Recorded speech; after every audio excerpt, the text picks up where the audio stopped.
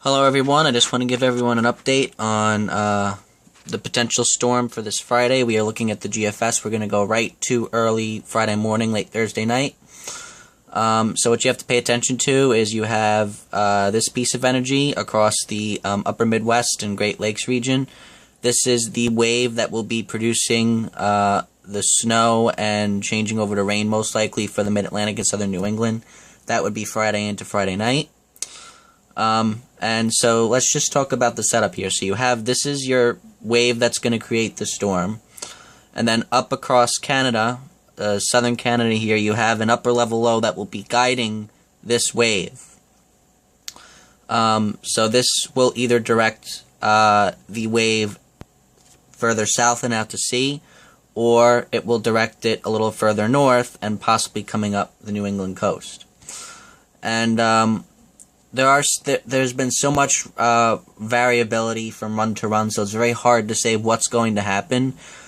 But most of the models have the upper low coming to the south and east somewhat, and because this is not really a very strong wave, this is actually a very weak wave, it gets suppressed to the south and only clips southern New England and misses all of central and northern New England. Most of the models do not have this strengthening enough to bring the low right up the coast. So my threat area will show the possibility of this coming up the coast, but I don't think it's going to happen. I think this is going to be a storm for right along the PA Turnpike, I would say. So good portion of central southern Pennsylvania, all of New Jersey. Southern New England will get in on this. Long Island, New York City, Lower Hudson Valley, and then northern portions of the Mid-Atlantic will also get in on this. So that's my area of concern for this storm. But the difference between, this is the new run of the American model and the old run, and the difference is this little piece that I'm circling with my mouse right here. In the old run, if we go to it right now, pay attention to this area that I'm circling with my mouse. It's going to be consolidated. See that? So old run, new run. Old run, new run.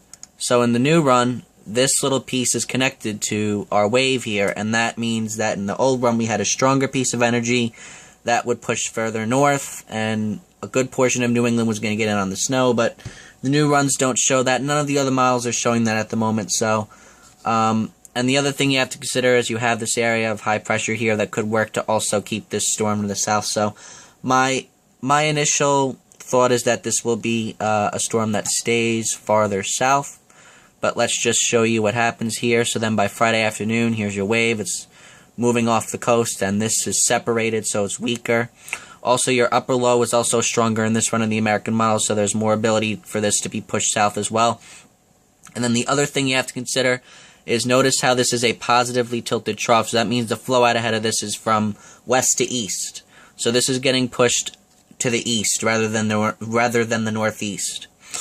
So if you look at your precipitation map, here it is. You have early Friday morning, you have precipitation starting to spread into the Mid-Atlantic, Baltimore, D.C., and southern New Jersey and Delaware. This will likely start out as snow for these areas, maybe even into northern Virginia, but south of there it would likely be rain.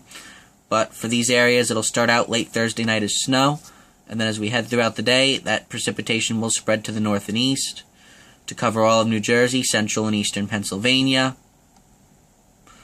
And then it clips southern New England. So again, here's your wave. And again, it's not consolidated here, so this upper low has the ability to compress this to the south, along with this area of high pressure up here. Because if this is weak, then it doesn't have enough strength to push up against the high and the upper low. So there's a lot of things that are suppressing this to the south. Okay, so here's your precipitation map, and then notice as we head out, it does not really come into New England at all. It does go into Canada, though, because this will eventually strengthen. It just happens to strengthen a little bit too late, because these two don't phase until it's off the coast. So that in mind. Alright, I will go over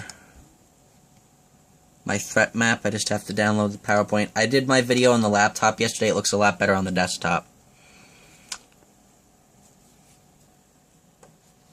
So just give this a minute.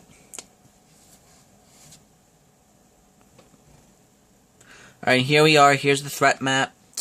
The timing on this, again, my main area of concern is going to be, I would say, anywhere from Cape Cod. I'll put Boston on the northern end. This is where I think you have the most likely chance of getting, I'll say, around 3 inches of snow into the Friday time period.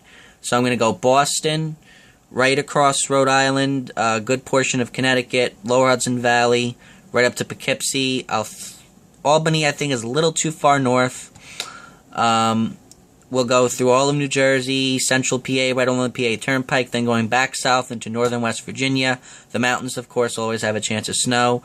Right into northern Virginia, Baltimore, and D.C. will be on the southern end of this threat. Right into Dover, Delaware, right through Atlantic City, New Jersey, and then on south there. Philadelphia is right in the threat. Long Island, New York City are in the threat. Now, when I say snow threat, I'm talking about 3 or more inches, because the other thing you have to consider is that high on the weather models that I was showing you is going to be leaving, so the cold air is leaving.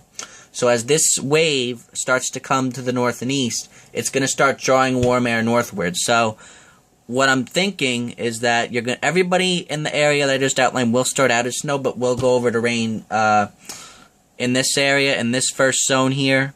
Probably by late Friday morning it will be rain. And then in this second zone that I circled here for Long Island, New York City, southern New England will probably be by late Friday afternoon into Friday evening. You will probably change over to rain. So my thinking is a good 2 to 4, 3 to 6 inches of snow. Then you change over to rain. And then if by some chance the energy phases together earlier and the storm strengthens quicker, then there will be a chance that it comes up the coast, and that's why I have my threat area extending all the way into Maine. And if that happens, then there could be a bigger snowstorm for central and northern New England, probably right along the coast. But I think your main area is this area that I'm circling with my mouse right now. Alright? And that would be for 2 to 4, 3 to 6, then change over to rain.